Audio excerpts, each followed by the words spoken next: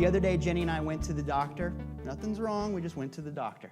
And in fact, it was one of those things where we were in the car, we were talking about stuff, and it was so intense that we were talking about it when we parked the car. We were talking about it when we realized we were lost on the campus of the hospital where the doctor's office was, and we finally found where we were, and we were talking about stuff that was so intense, and we were talking in the waiting room, and it was just like this. It was like, wow, stuff's going on, and we're talking, and we were talking so much that we realized we both went into the exam room together. Okay, I guess we're both here. And you know how it is. You've been to the doctor. They bring out the tech. The doctor doesn't come because they're in the other room playing Candy Crush. And you're so you talk to the technician. And I learned something a long time ago from my wife. It's weird, but here it goes. People are actually human. And what I mean by that is it's so easy to just get your latte, to just get the paperwork done, to just move through the drive-through of life and not pay any kind of attention and just process. But you're not here to process. You're here to participate. And so I got to tell you, Jenny was leading the way on this, but we were talking way more than you're supposed to talk to the lab tech. Way more. And it felt right. I got to tell you, I'm still a little bit sheepish about that. We were at dinner last night, and the server said, your hair looks so good. And Jenny had a 5-minute conversation, and Miles and I became very small. I'm working on it. But I know how it's supposed to go. And so we were talking to the lab tech and talking to the lab tech and talking to the lab tech, and several times the lab tech said, I'm not supposed to talk this way, but, and then blah, blah, blah, blah. And what we learned is that she was going through some stuff. And she said, I'm so glad you guys came in here together because I'm going through a divorce. I'm going through a really hard situation in my life, and I needed to talk to somebody, and my schedule and my life is such that it just wasn't going to happen.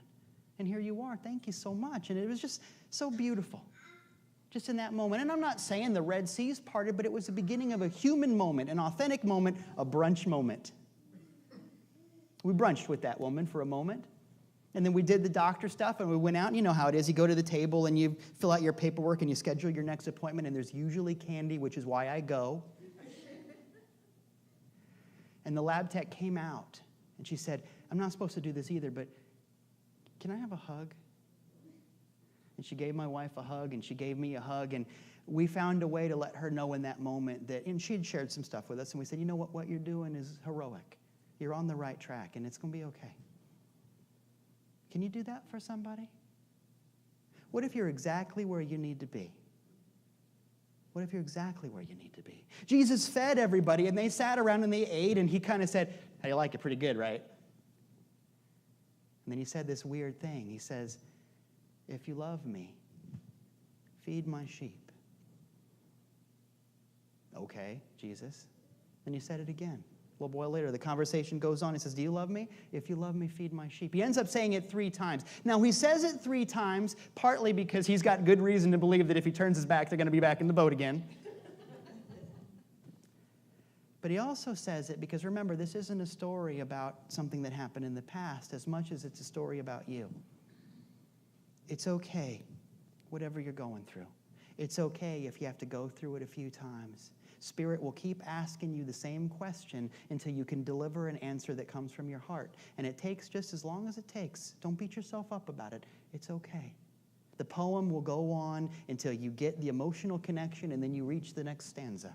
It's okay if it takes a while. For some people, it takes years. Culturally, we've been there since the Bronze Age, and it's time. But whatever. Jesus will keep asking the question. If you love me, feed my sheep. In other words, when you eat something, you interact with it. It becomes a part of you. And that's beautiful. Let life become a part of you. But that's only step 2. Step 3 is go feed somebody else. Give somebody something that can be a part of them. Are you doing that? Give somebody something that can be a part of them. Give the gift that you're there to give. It's up to them whether they take it. That's on them. Your job is to give. Can you give somebody something? Because a poem isn't a poem until you read it out loud. A story isn't a story until you tell somebody. A song isn't a song until you sing it in front of everybody.